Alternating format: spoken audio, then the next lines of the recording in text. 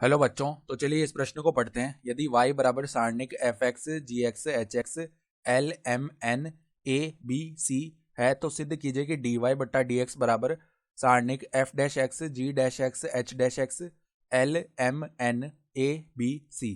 तो यहाँ पे देखो हमें y का मान दिया हुआ है और हमें सिद्ध करना है कि डी वाई बट्टा डी एक्स का मान वो आएगा। ठीक है, तो प्रश्न में आगे बढ़ने से पहले इस प्रश्न से संबंधित जो मुख्य उदाहरण है उसकी हम चर्चा कर लेते हैं।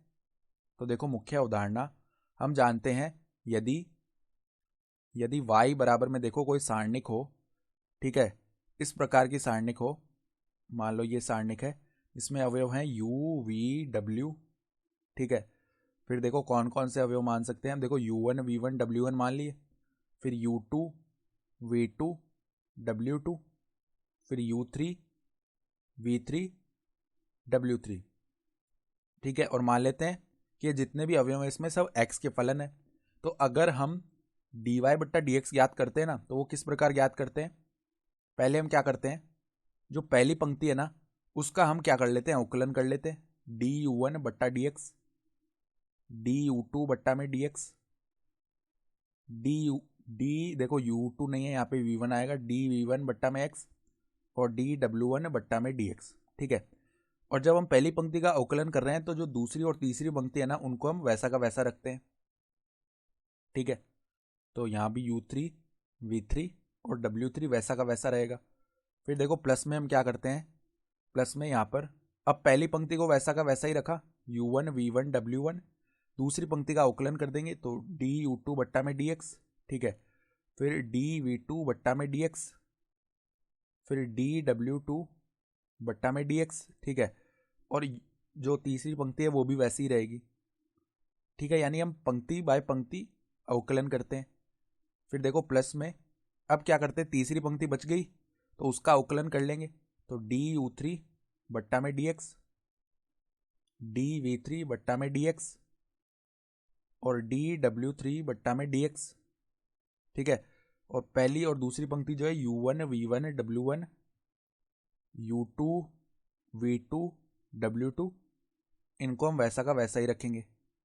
ठीक है, इस प्रकार करते हैं हम सारणिक में अवकलन। ठीक है, तो अब देखो दी हुई जो सारणिक है वो देख लो क्या है। y बराबर